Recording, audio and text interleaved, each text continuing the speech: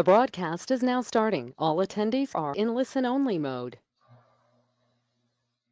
Hello and welcome to today's webinar, Managing Difficult Employees, 15 Types of Employees Who Challenge Us, presented by our sponsor, Heffernan. We're so happy you can join us. My name is Amanda Ramatar, and I will be your moderator today, as well as Deb Beto, and I will also be monitoring questions that you may have during this session. Before we open up the session, let's review a couple of key items.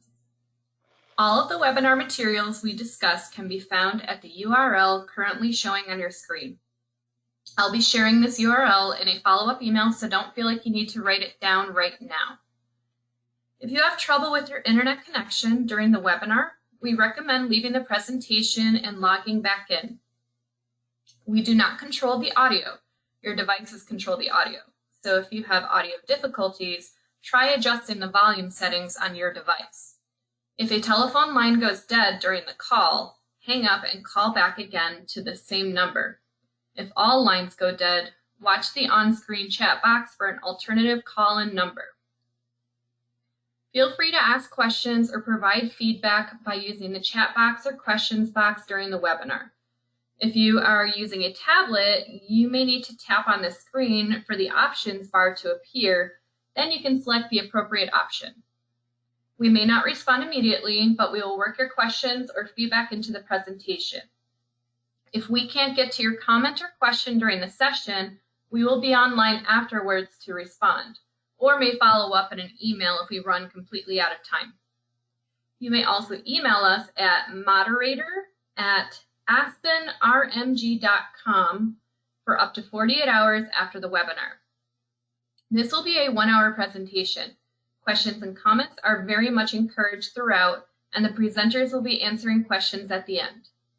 And lastly, we have a number of webinars upcoming covering a variety of topics, including those listed at the Heffernan webinar website. In addition, we offer the mandatory preventing harassment training in English 3 times a year. So with that, let's begin today's webinar, Managing Difficult Employees, 15 Types of Employees Who Challenge Us.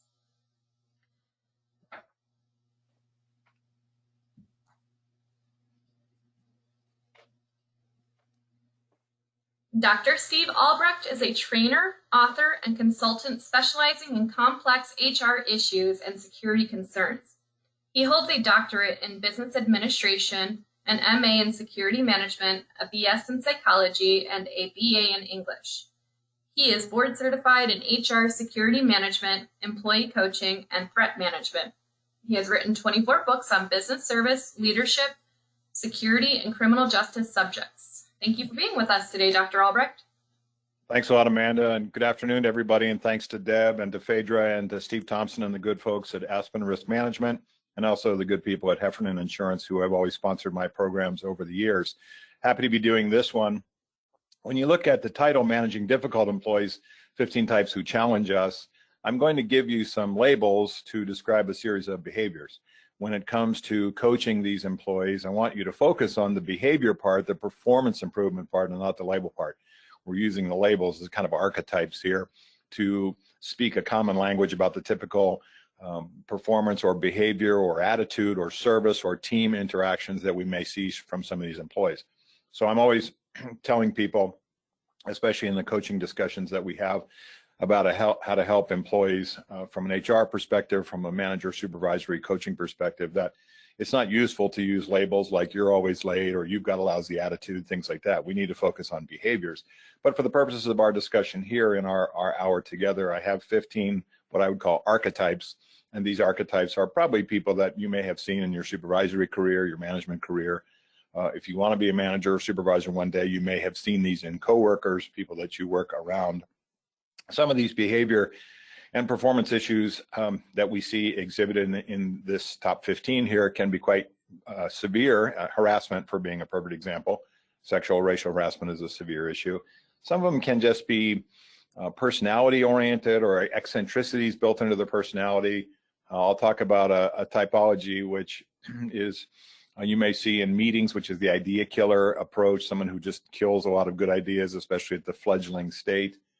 So a lot of these have come to me from my work I worked in city government for 15 years. I also have been coaching for probably close to almost 30 here.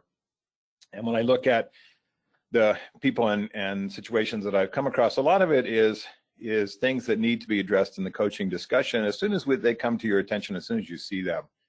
There's a tendency sometimes with some managers and supervisors to let stuff build, or they're waiting for the quote perfect opportunity, of which there is not one, or they're waiting for some sort of what I call the BE, or the big event. And sometimes the big event is the driver for the coaching discussion when that's too far down the road. We need to have the coaching conversation earlier than that. We'll define coaching and also mentorship. They're kind of similar in some ways. Coaching, from my perspective, is a pre-discipline or a post-discipline conversation about performance or behavior. And you can have as many coaching conversations with employees as you need to once we start seeing the desired performance or behavior changes that we're looking for, or both. Performance issues is things like quality of work and meeting deadlines and being able to serve customers and taxpayers and clients and coworkers successfully. Behavior is a lot of things related to attendance and attitude and interactions with people, vendors, coworkers, bosses, people that they provide services to, internal team discussions, conflicts, things like that. So you may have performance issues, you may have behavior issues, you may have both. Our primary driver in our conversation here today is have as few as the small number of corrective coaching conversations as necessary, giving the opportunity for the employee to make the changes that we want in performance or behavior. Sorry, using training, using templates, cheat sheets, guides, copies of policies, things that you provide to this person. I'm going to talk a little bit about homework, and homework is things we give the coachee, the employee, to do during work time. It's not something they're doing at home, but we may send them to a website, a video, we may give them a template, a cheat sheet, a quiz, a self-assessment exercise, a copy of a policy to review prior to the next coaching meeting. So sometimes it may be a one and done conversation where you're corrective as the conversation needs to be, the employee takes ownership and they make the changes. Sometimes these discussions go on for a while, and it could be several coaching meetings before you get the progress that you're looking for, hopefully in the end of the discussion. We talk about coaching as a post-discipline conversation. I've used coaching for employees, and this is typically in really serious or high risk or career-threatening situations where they've come back from suspension or come back from a pretty substantial HR sanction, demotion, hour change, something like that, where we say, let's not make these same mistakes again. Here's how you save your job going forward. Mentorship is really a long-term, more of a career development kind of approach, at least from my viewpoint of it.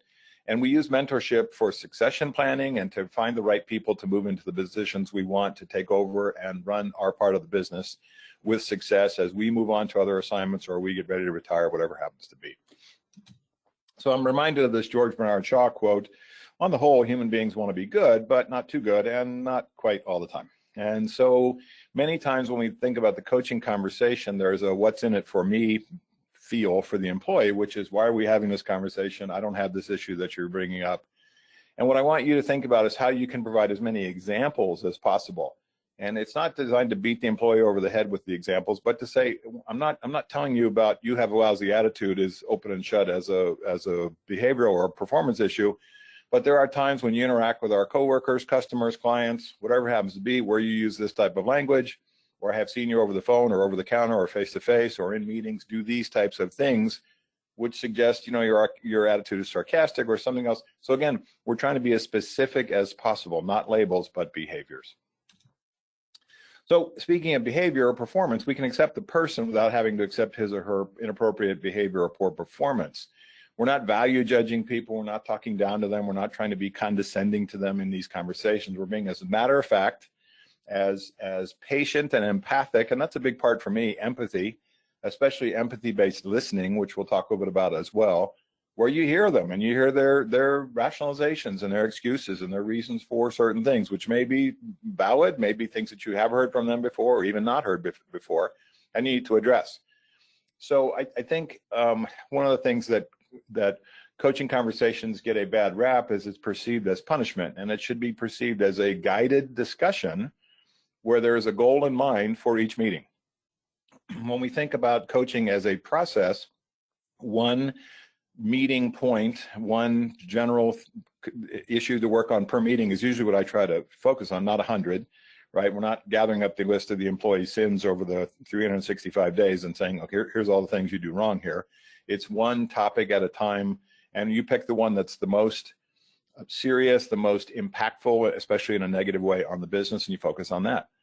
And we'll talk about how we close up the coaching conversation to be able to get some buy-in and some desire for a commitment, which is an important word, from the employee. And I think sometimes coaching can become personal, where you're angry at the employee. That's not useful. Sometimes it can be, we're sort of in payback modality. As a supervisor, you're angry at the employee for doing or not doing certain things, and you use the coaching meetings as kind of way of punishment. It's not about that. Discipline is discipline, and that is a completely different animal than coaching. We get the discipline as necessary when the coaching process has not been successful. Those of you that work in a union environment or in a public sector environment where we put employees on notice based on our MOUs and our union relationships, where we say this is now a discipline conversation, you're entitled to a rep, things like that.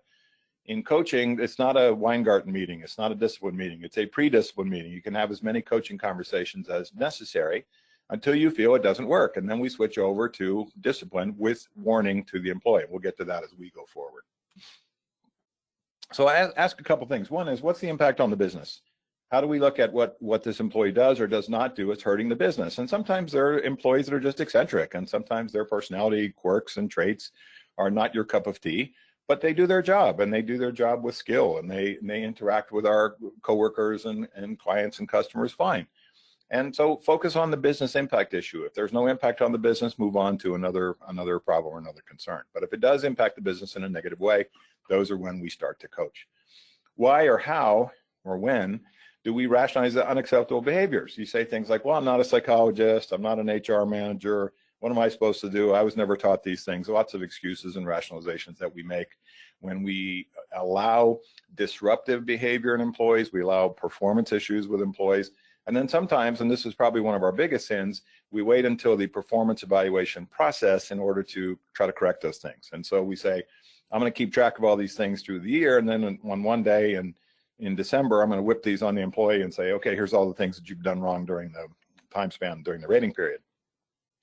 There's an old saying in HR, which everybody knows, which is, if your employee is surprised by a negative performance evaluation, we have not done a good job in terms of coaching. We've not done a good job in terms of managing and supervising their performance or behavior.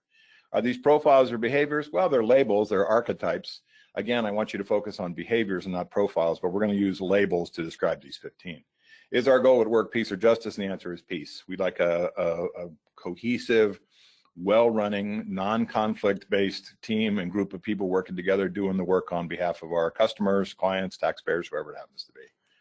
What should asking for help mean? Well, sometimes you may need help from HR. You may need help from your corporate counsel or your agency attorney, if you have one, to get some clarification on union issues or on labor law issues. You have things connected to FMLA or Americans with Disabilities Act or something that's quite complex. You want to get some good help and support from your HR department. If you don't already have a contact there, make friends with somebody there who can be your sounding board to help you with language and conversations about coaching, and can look at your performance evaluations before you have the meeting with the employee and say, is there anything I need to tighten up or omit or add to this PE to make sure that it's within our policies.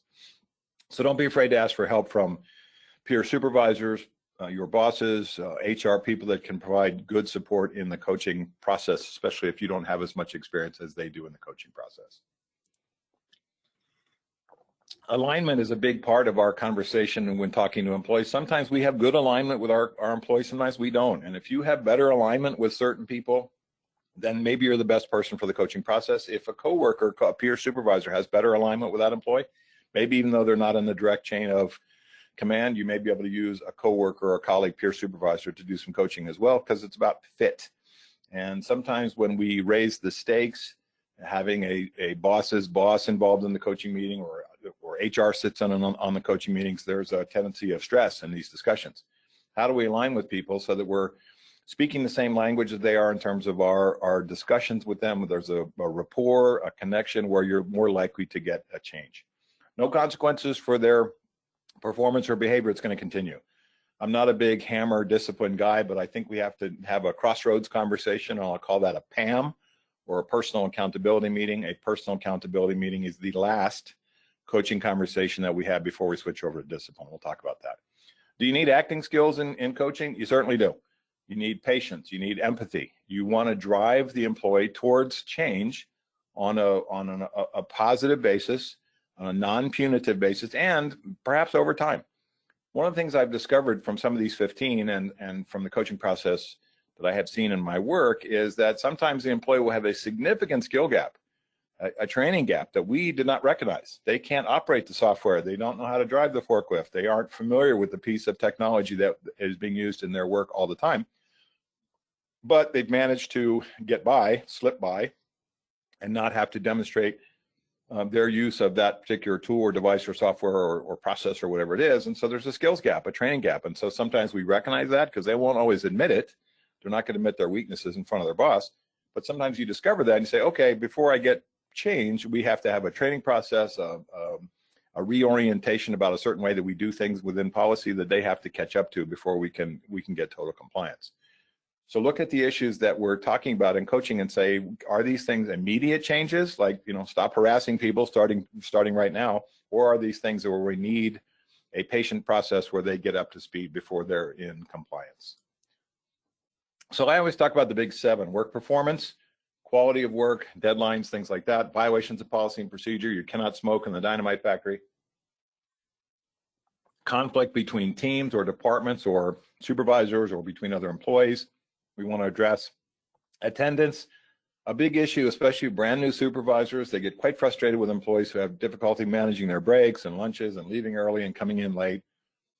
Attendance is a big thorn in the side for a lot of, especially new supervisors. We have to address it. Attitude, interacting with coworkers, internal customers, external customers, clients, taxpayers, whoever it happens to be.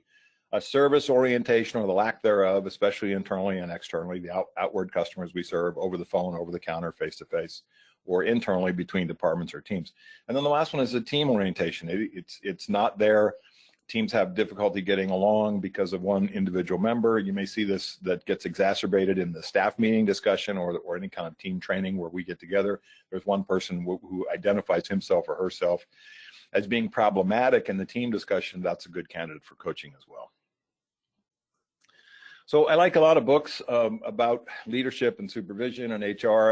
A couple of favorites. This is a big one for me, Crucial Conversations. Carrie Patterson and Joe Grenny and Ron McMillan out of Switzer put this book out about 20 years ago. There's a second edition as well. They define crucial conversations as those 20% conversations that are not normal, routine, or casual. The normal 80% routine, casual, normal conversation we have in work and business go fine. The 20% ones sometimes crash and burn because we don't recognize them as crucial for the other party. If you're not familiar with the Crucial Conversations model, take a look at some pretty good videos on YouTube. There's a really good one that I like that I use in training myself. It's Ron McMillan. He's kind of a gray-haired guy. He's got a bright green dress shirt on, black suit. He's talking to a group, and I think that one's about 14 minutes or so. I use that one as a really good definer of the Crucial Conversations model, which is we are having a conversation and it switches to be crucial when the opinions vary as to what to do or the options vary as to what to do. The emotions run strong for one or both parties, or the stakes are high. Any of these 3 things will make a crucial conversation. When you think about going to lunch, it's not necessarily a crucial conversation. Do we want pizza or Thai or Chinese, or how about buffet? Those are lots of options as to what to do, but the stakes are low. When you think about an employee's performance, promotion, demotion, HR sanctions, written warnings, getting terminated, the emotions run strong, the stakes are high, and there's lots of options as to what to do. Coaching conversations, at least a lot of the ones that I have, tend to be crucial conversations. And in that perspective, think about getting this book and giving it a look, taking a look at some of the YouTube videos for some help and guidance in what a crucial conversation is and how to manage it. So again, we've talked about crucial conversations. The coaching conversation is crucial. It's a pre or post discipline conversation about performance or behavior. A series of conversations, could be one, but a series of conversations that it's either corrective or it helps the employee along a career path. Not every one of your employees wants to promote, and that's okay. But for those who do, and those of you that especially think about a succession planning mentorship process, where you're getting them into the right classes and training and certifications and giving them tasks and responsibilities that put them into more of a supervisory or leadership cohort where they can use that to promote to the next level. I do a lot of coaching for employees who want to promote, where we do mock interviews, we do interview questions, we debrief their process, we look at the resumes and things like that, so help them promote internally. And lastly, as a way to identify skill gaps or solve conflicts, reward success, and make the performance evaluation process easier.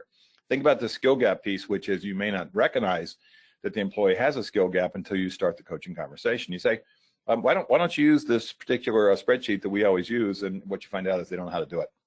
So we may have training issues. We may use coaching to solve conflicts between employee A and employee B who are not getting along.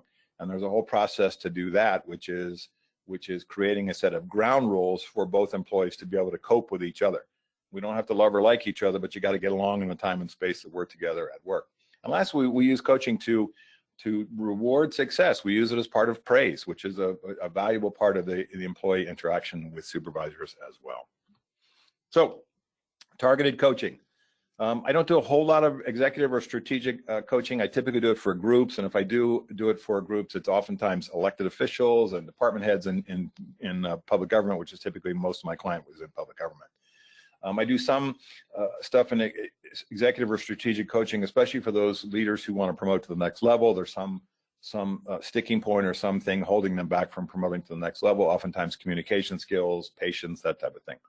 Career development is where you're helping the employee get to the next level. Those who want to promote, you've created a path for them. Performance improvement coaching, here is, again, a skill gap, training. You're enhancing or helping them enhance their job knowledge, their job duties, so that they can be more successful in what they do.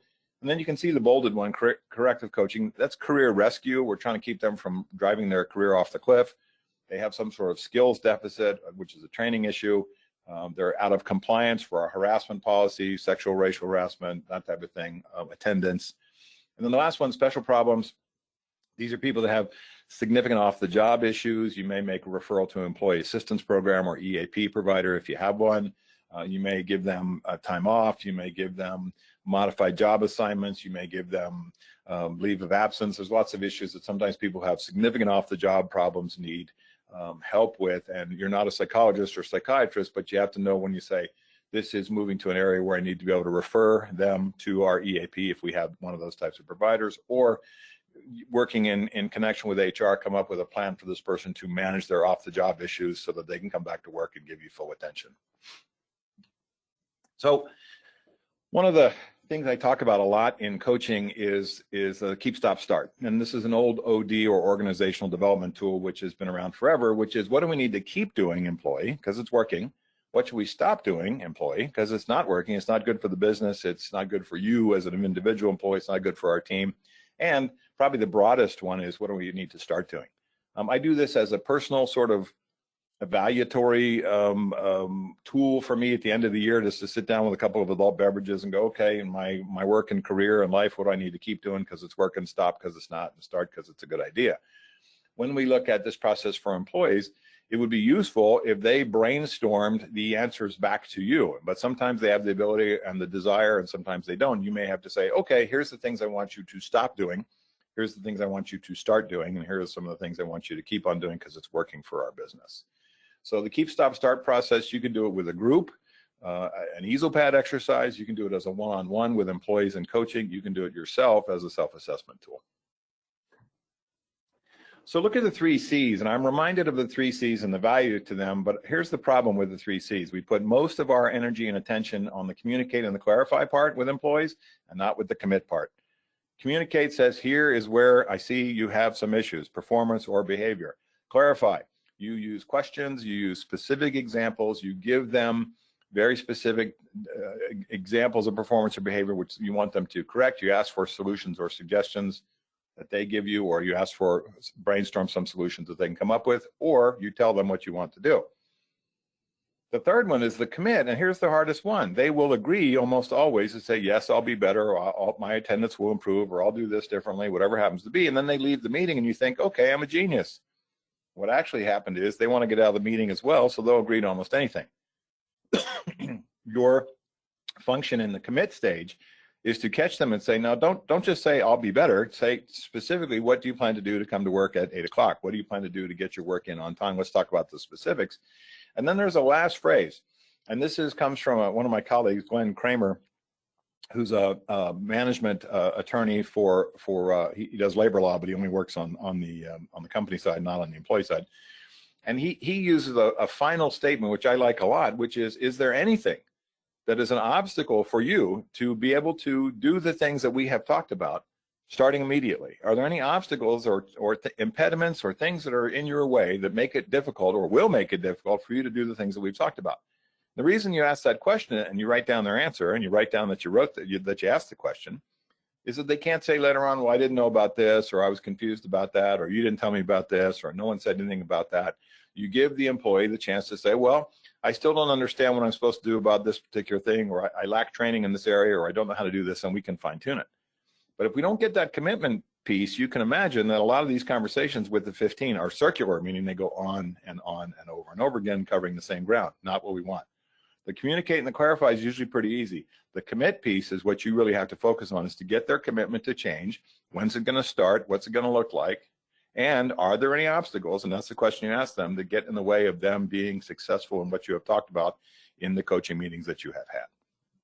Okay, personal accountability meeting, a PAM. This is a cards on the table, last coaching meeting before we switch over to discipline. If you were working in public sector or union environment, you would say, this is the last meeting that you don't need a rep. The next meeting will be discipline. You're entitled to a rep. I use PAMs, or personal accountability meetings, to say, I'm frustrated. We've had a lot of discussions about this. I see no change in your performance or behavior. I don't want to go to discipline, but I will if I don't hear or see from you what your plan is to make the changes that we have talked about. It's easy to get frustrated at this stage here. This is a closure kind of a conversation to say, this is the last coaching meeting we're going to have. The next one will be about discipline. It is up to you. I'm not going to keep having conversations of coaching nature if this is not where we're going to get to this stage here, if we don't see changes in performance or behavior. The reason for the PAM is it draws a line in the sand, especially in the union environment, to say the next conversation is discipline. So I have told you that if I don't see the changes in performance or behavior, then you can know what to expect. Here, I'm trying to put some of the onus of responsibility about change onto the shoulders of the employee. Okay, let's go through the 15. The bully.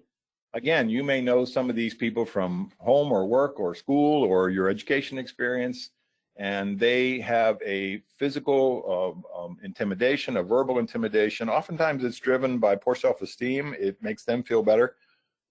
It's also worked really well for them through their lives, and so they may have done it through their entire life, and it's been successful in their career to get to where they are. I think if you see this in employees, you have to call it out with specific examples and say, when you raise your voice to these people during meetings, or when you give other work that you're supposed to do to other coworkers that I have directly assigned to you, that needs to stop. We confront these examples calmly, but there's also a sense of consequences here, which is this stops. We don't allow this type of behavior, which is intimidating to people. It makes people feel diminished. It comes with condescension. There's a specific set of behaviors here, which most of us know. The problem with bullying in the workplace is we don't have a really accurate definition for it, and it's not illegal, which is heartbreaking to me as a guy that works in workplace violence prevention and coaching in HR. I've seen lots of bullying examples. I have one of the movie studios in Los Angeles as a client, and you can imagine that there are a lot of people in the movie business that are the producers and directors and whatnot have bullying issues, but they are successful, and that's why they allow that stuff to happen.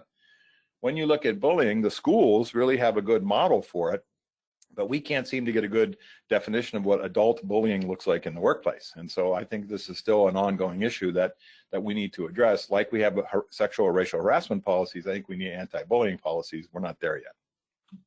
Second, harasser, again, physical, sexual, racial harassment, physically intimidating, blocking behaviors, power, embarrassment, humiliation, making people feel fearful, has some bullying sort of a piece here. Enforce your policies, call out the behaviors, use one-on-one coaching. And if we don't see changes in performance after written warnings or after consequences, we terminate these people. Because the message is to the sexual or racial harasser, in the year of our Lord 2021, these are not behaviors that we allow in this organization. This is not 1950s. We've had the Civil Rights Act from 1964 for many years. You should know by policies as an adult working in a professional environment, we will not tolerate these types of behaviors, whether it has to do with transgender employees or cultural issues or diversity differences where people are being harassed based on being in a protected class. And in California, we probably have about 25 or so protected classes. It is not allowed. Again, we go back to specific examples here where we enforce our policy and say this is subject to discipline up to and including termination here. These could be a short coaching conversation if this person does not comply, and we see continued evidence of this. I typically have coaching conversations with these types of employees when they have come back from discipline and say, let's make sure this doesn't happen again or the next time you're fired. And actually it's been quite successful because they really realize I'm on super thin ice here, and if I don't change my ways in terms of how I interact with people, especially in the protected classes area, I'm in real jeopardy of my career.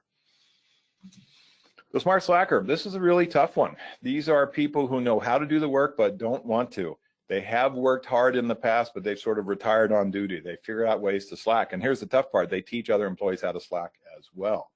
They can be burned out. They're topped out, meaning they can't promote or go to another level. They don't want to leave. They can't afford to retire. They can't afford to go to some other place. They're frustrated. They miss the old days. This is a phrase that comes up a lot with the smart slacker. I think you have to remind them of their legacy employee status, which is you've been here a long time. I know you know how to do your job. I have high expectations for you. I'm going to give you as many coaching meetings as I can until I believe it's not working, and then we're going to switch over to a PAM, the last coaching meeting before we switch over to discipline. This is a classic. The smart slacker is a classic that comes up when you become a supervisor for the first time and are now supervising people that you used to work as colleagues with. You used to be on the same level. Now you're their boss.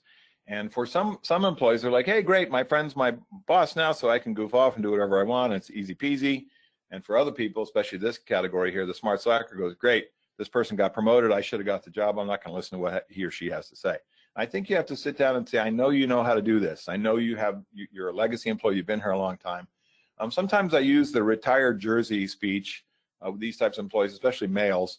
I say, you know, what do you want people to say about you after you leave this organization? That you worked hard right up until the time you left and retired, that you were supportive, and that you had the attitude of helping people grow and take over for you after you left? Or do you want a one-person retirement party where somebody from HR comes and gathers your badge and keys and you leave and that's it? And so sometimes the smart slacker needs a motivational speech. Sometimes they need a consequence speech. But the issue for a smart slacker in terms of coaching is this is a really tough one because they know how to work hard when performance appraisal time comes around, or they know how to work hard when it comes to asking for favors or vacation or whatever it happens to be, but then the rest of the time they just mail it in. So you find half-done work, you find they're not at their desk, or they're missing out in the field, or whatever it happens to be. This is a tough one to confront. You got to have examples of what you don't want to see from this person, and ask for their help. Ask for, address their legacy status and get more work out of them if it's possible. And if not, then you move to the PAM stage.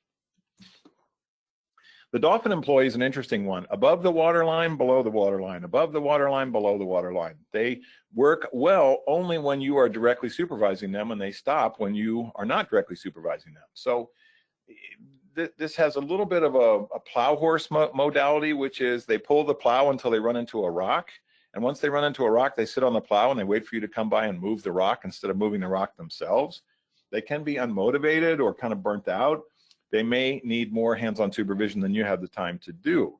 So one thing for this group is to confront that and say, look, I see you do a really good job, and then when I leave and I'm not connected to the project or connected to your work tasks, you kind of drift back down again to low performance. I want from you a consistency of performance, a consistency of energy about certain things. They may need more praise. They may need better assignments to be connected with other people, put in teams. They may focus better on a self-directed activity where they know how to do that and they're within their comfort zone. So when you look at the dolphin employee, there's usually a reason why they're above, below in terms of the performance. You got to figure out what that is. Kind of like the plow horse type of employee. They pull the plow until there's an obstacle and then they just sit on the plow. They may be, from your approach here, they maybe just need to be given permission to continue to be creative or to problem solve, and when they run into an obstacle, not just sit there. This one is probably the one that drives me the most crazy because I see it a lot in my personal life. People around me that are passive aggressive, I've had to remove from my friendships and relationships. They use guilt, they use diversions, they act wounded when you call them out for not doing their work. They're master manipulators. And the reason you know you have the passive aggressive employees, when you finish talking to them, you're bugged for some reason. When you finish talking to them, you're sort of bugged, but you can't figure out why. Why am I upset? Right? They were the one that have the issues. Why do I leave upset? Because they use guilt. They flip things around. This is a learned behavior. It started in childhood. They do it to screw with other people, starting with their parents, their teachers, their friends, etc. I think for the passive aggressive, you have to demand high performance, and you say, I'm going to call out where you don't do what we're asking you to do, performance or behavior wise, and I'm going to demand high performance. Because how they win is you go, all right, well, next time be better, or okay, well, let it go this time, and then they win. The passive aggressive needs to be confronted and say, this is what I expect you to do. Let's look at your job duties and job description. Let's look at what you do and how you do it. And I have high expectations you're going to get this stuff done. They are a good candidate for discipline if we don't see these changes, because they oftentimes will only make the changes at the point of the sword. And oftentimes this category of employee, from my perspective and my experience, is so good at manipulating the situation that they can make you feel guilty for wanting to be a boss, and that should not happen. The champion is another one who loves to point out all the injustices and the problems in the organization. They see sexual harassment everywhere. They see racial harassment everywhere. They see unfairness everywhere. They see people being mistreated. They're the first person to come over and tell you that Larry out in the warehouse told a dirty joke. They do this to distract you, and oftentimes from HR, distract HR from the fact that they're not good at their own jobs. So they have a kind of a misdirection here, which is they see themselves as whistleblowers. So if you try to use discipline, then they'll rear up and say, well, you're only doing this because I'm a whistleblower. They're the defenders of what's right in their perspective in the organization. And I think that they're the first person to go to HR and complain about you if you try to use performance improvement plans or coaching comments to say, I'm being harassed because I pointed out in the past all these horrible things that happen here. One of my ways is to go to HR or to my boss and say, I'm having issues with this employee. I want to give him or her a performance improvement plan. I want you to look it over to see if you think it's fair and it's reasonable. And I'm going to give it to this person. And with the good chances they're going to come steaming in here and tell you that I'm harassing them, or tell you that I'm coming after them because they're a whistleblower. I want to get your blessing, so to speak, that I'm on the right track legally, ethically, fairly in terms of this performance improvement plan. I see a lot of these folks in the private sector, in the public sector. I came out of the public sector, where they're not very good at their jobs, but they flip the lens around and call out other people, and it becomes a distraction. Whereas a supervisor, you go, well, I see you miss a lot of deadlines, and I see you having issues that you know, in terms of your work quality, but you flipped it over where we're pointing the finger at other people and also pointing the finger at not being a good supervisor. These folks have some passive aggressive in them as well. So let's talk about gossip. I agree gossip's fun. I agree gossip passes the time, and I agree gossip is sometimes true. So-and-so is sleeping with so-and-so. And sometimes in gossip we see in organizations it's also really hurtful. Sometimes we see it in organizations as being really disruptive to the team trust process, where people don't get along with each other because they don't trust each other to share information. I see gossip when it really reigns supreme in an organization as being really disastrous to the work culture. And so I have supervisors say things like, I refuse to have a meeting with the female unless there's another supervisor in the room to witness this. And I'm like, well, then the culture is broken where you are. I hear supervisors say, I refuse to have a meeting unless the door's open, you know, no private conversations. And I'm like, the culture is broken where you are, because you should be able to have the confidence running a legitimate, reasonable, trustworthy organization to say, we have closed door meetings here. We have private conversations with employees about personal issues or personnel issues that not everybody needs to hear about. If we can't do that, the culture is broken. And one of the reasons the culture gets broken is we have people who gossip. Again, I think you have to have the courage as a supervisor to say, we don't allow this to happen. I can't control everything that people say, but you can point out to those people that you recognize as the gossips and say, stop doing this stuff, get back to work. Stop doing this stuff, get back to your assignments. Okay, stop sending emails around, stop sending or having these discussions with people that create trust issues and break friendships and break relationships. Get back to work.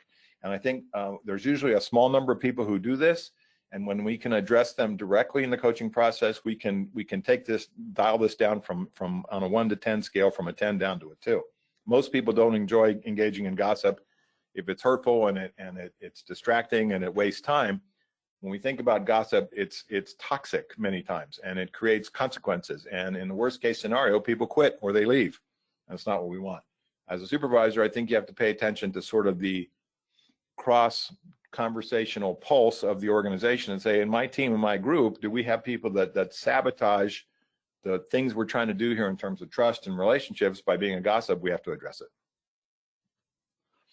Psychopath. There's several books written about this. Is your boss a psychopath is a pretty common article that we see in HR magazines and online discussions about things.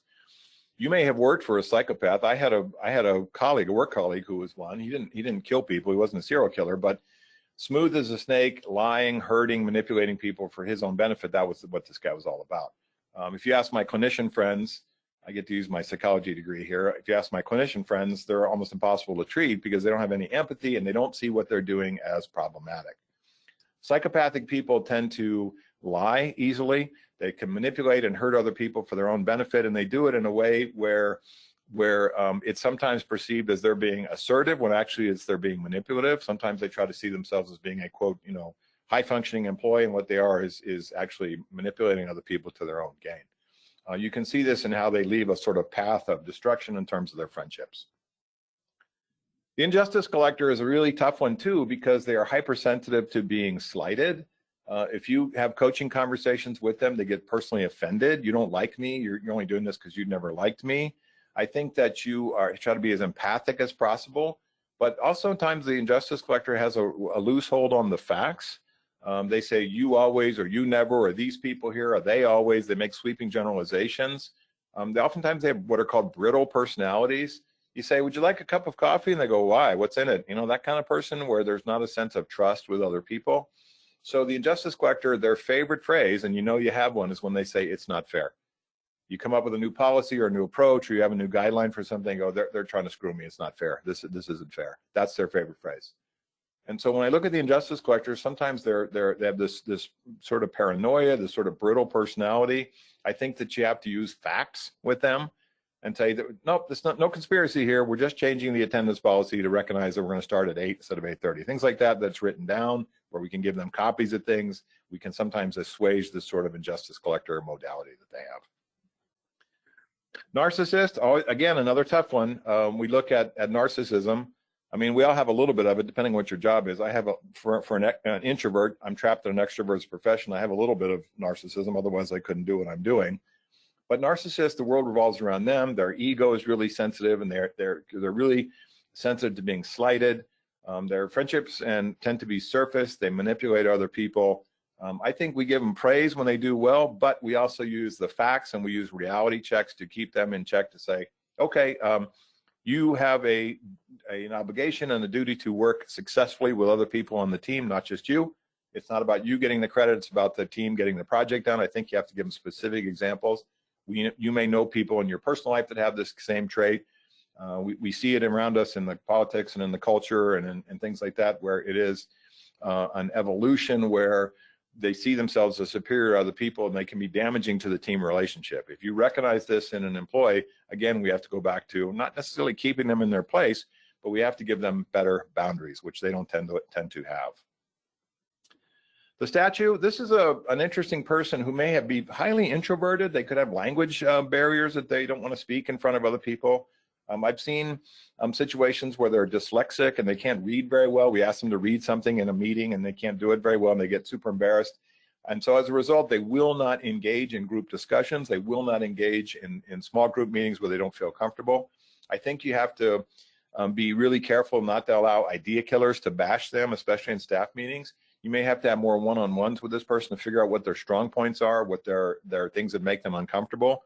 I know a person in my social circles that has really high social anxiety, and so they don't participate in group discussions because it's not that they're not smart. They're really bright, but they have really strong social anxiety. So we need to keep them in a safe environment, and especially not let people be highly critical of them in the group environment. jokes and sarcasm and teasing and stuff like that cannot happen with this person because they'll get even worse in terms of their behavior, like a statue. Hygiene challenged, there may be religious reasons. It could be depression, it could be medication, it could be health. I've seen revenge cases where they're like, I'm not going to shower just to bother my coworkers. And so we have to have what is called a care-fronting conversation. Care-fronting conversation is where we care enough to confront the issue. You say, I'm not here to tell you how to live your personal life, but we have a dress code here. We have a hygiene policy here in terms of clean clothing and clean body when you come to work. It is not an easy conversation. If you've been a supervisor for a substantial length of time, you probably had to have this conversation with an employee at least once in your career. I've had to do it a couple times and it's not fun. But the big reason for the hygiene conversation is it hurts the business. It divides employees, it makes people uncomfortable, it creates animosity. There's a lot of stuff going on here. And so oftentimes I see it oftentimes comes from my experience, anywhere from depression and things are going on in this person's personal life. You may make a referral to employee assistance program. You can't force them to go, but you can at least suggest it. The reason I'm a fan of EAP is some employees do not realize we have an employee assistance program. It could be useful for them.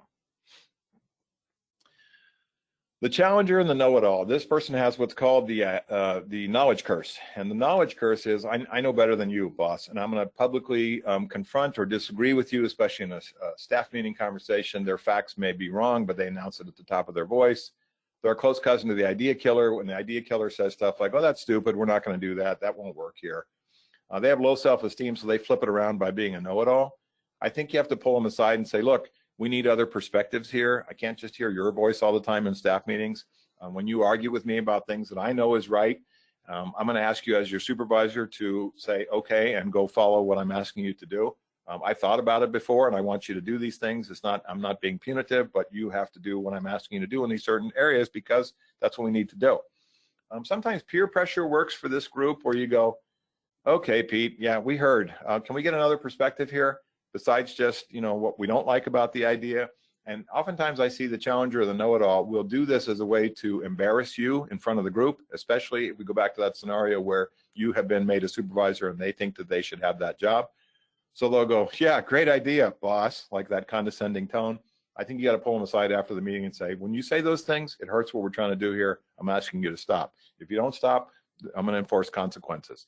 We can enforce consequences about how people speak. It's not about First Amendment. It's about getting along in the environment that we're in, where people are creating animosity or discomfort in others or challenging you as a supervisor. That can't go on. Jokester. This person is oftentimes in meetings. We see a lot of jokes which can be hurtful or disruptive. It's an attention-getting thing. Oftentimes they do it to change the discussion back over to them. Oftentimes they do it as a way to disrupt the meeting in a way for something that says, this isn't serious to me, so I'm going to goof it up for everybody else. I think you pull them aside immediately and say, stop doing that. It's hurting our business. Extinction techniques. Sometimes I use extinction, which is to extinguish the behavior by not addressing it. And sort of think about the tennis match here. We hit the tennis ball back and forth with this person. They kind of like it. Otherwise, they hit the tennis ball too. You just let it go by. One way you use extension is the person says some goofy comment or some joke or some sarcastic thing. You just ignore it and keep going with the meeting. If you have the courage to do this, you can extinguish the behavior because they're not getting a feedback loop from you or other people. This is hard to do. But the jokester is that person who may be kind of in that idea killer modality. They may be also in the smart slacker modality. And so they find ways to be sarcastic about stuff, which the rest of the group thinks is no big deal, but they don't want to do it. So they're going to try to shoot down the airplane. I think you got to pull them aside and go, these things that you say hurt our business. It's not good for the team approach. You cannot continue to do it. So we talked about the plow horse a little bit. The plow horse pulls the plow. You give them an assignment and they do it until they run into an obstacle. You say, could you call these vendors and get some prices on these products here? And then they call the vendors and nobody answers, or they leave a message and they never call back, and then they don't finish the project. Your shining stars will call other vendors or call back or go online and come back with the information that you need. But the plow horse will, when they retire, we will find a 522 folders of half done work in their desks. They're not a behavioral issue, it's an action issue. Somebody told them, don't think out the box, don't be creative, don't waste our time and money, and so they didn't. They need praise, they need encouragement, they need option thinking. They need to be praised when they are doing things on a self-initiated basis. So give them small tasks they can be successful in and praise them when they do it. And then as they start to build there, they'll stop being the plow horse where they just sit on the rock, sit on the plow in front of the rock, and they'll actually get out and move the rock or go around the rock, which is what we want them to do. A couple more as we wrap up. My last, the 16th person, my +1, if this was a wedding, right, would be my shining star, my rising star. Shining stars or rising stars are those people that are in charge when you're not in the building. They are those people that you give certain delegated tasks to that have a seriousness or importance to them because you know they're going to get it done. Here's the problem with a shining star. Two things. One, we can burn them out. We give them too much work. We give them too many things to do. They can get burnt out. And the second is we can create teacher's pet, which is they get all the fun stuff. They get all the interesting assignments. They don't have to do the hard work in front of customers or things like that other people have to do. They get to work behind the scenes by themselves or whatever. Make sure you spread the work around. Make sure that you're being fair. But the shining stars exist because that's who we're mentoring. That's who we're coaching into the next level in the organization. That's who is in our succession plan. So if you have one or more shining stars working for you, you're in good shape for the future. So let's talk about a couple things before we wrap up. I got this from my father, Carl. My dad's name is Carl with a K, K-A-R-L, last name Albrecht. If you go to carlalbrecht.com, my dad's got a lot of cool stuff on his website about leadership and supervision and strategy and things like that. But he and I have talked a lot about this, but coaching being a movement, a spectrum from the left to the right, which is you start out in the coaching modality as a supervisor or manager in a teaching or tutorial role. You shift into an advisory role where you're having a supportive conversation with an employee where they're giving you ideas and you're going, that sounds great, why don't you run with it? And then the last one is assisted discovery where they're doing things on their own. And so you move with some employees, especially your shining stars, your rising stars, pretty quickly through this process from left to right. Other employees may be in tutorial role their entire career with you. Here's what I want you to do, go do it. Here's what I want you to do, go do it. In the middle role, their advisory role, the employees are starting to pick up a sense of ownership and empowerment. And at the right-hand side, assisted discovery, they're doing it themselves. And here, your delegated tasks, you say, just bring me the results. Just bring me the finished product or the finished effort, and that's what you're getting at the assisted discovery level. So when you look at the spectrum of influence, you may have 5 or 6 people working for you who are along this spectrum. Some in the tutorial role, and that's where they are. Some in the assisted discovery role, which is they're highly empowered and can do their own thing. So one of the skills that I think about as managers and supervisors is influence, and your ability not just to tell people all the time and to rule by policy or to rule by title or years of experience or whatever it happens to be, but that you are selling your ideas. You are selling the impact on the business as what people are going to do that supports and helps the business. You're building trust. You're using your knowledge, experience, and intelligence to gently or sometimes boldly, right? And that's where the personal accountability meeting comes in, convince others to follow your directions. Walking the talk. So influence, the skill of influence, you have all worked for, I hope, bosses who have had the skill of influence. And when you look at them, they're on your best boss list as opposed to your worst boss list. They lead from the front. Sometimes they get their hands dirty and do things right next to you, whatever the task happens to be. And sometimes they lead from the rear, which says, go do it. I have confidence in you as a team or an individual employee, just bring me the results. We don't lie to employees. We're firm, fair, consistent. We provide humane treatment, especially in the HR process, humane HR treatment for everybody. We're consistent. And think about the consistency where employees are really nervous when you are not seen as in control. They don't like it when you're upset. They don't like it when you're fearful. They don't like it when you're anxious. They don't like it when you're angry. They want to see you as a stable person when it comes to the health and safety of their job and their career and the work that they're doing on behalf of the organization. You keep people informed. You don't lie. You stand up for them to senior management or elected officials, whoever happens to be, or customers or colleagues when you know it's the right thing to do on their behalf. So happy to take any questions. Back over to Amanda and Deb, and thanks everybody for your time and attention. If you want to grab the slides and use them as a personal kind of a coaching guideline for you, I'd be happy to have you do that. Thanks a lot, everybody, and back over to Amanda.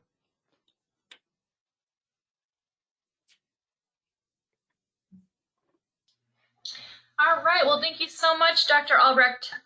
We actually did not get any specific questions, but we had a lot of people very interested in your slides, so that's great news. So I think we are all set then. Thank you for attending today's webinar presented by Heffernan. We will send information by email with instructions on how to access a copy of the presentation on our website. Thank you, Dr. Steve Albrecht, for your time and expertise today. We hope all the attendees found today's webinar to be a valuable use of their time. Be sure to join us on October 5th for conflict resolution skills for managers and supervisors, getting teams and employees to get along. Thank you and have a safe day. Thanks, everybody.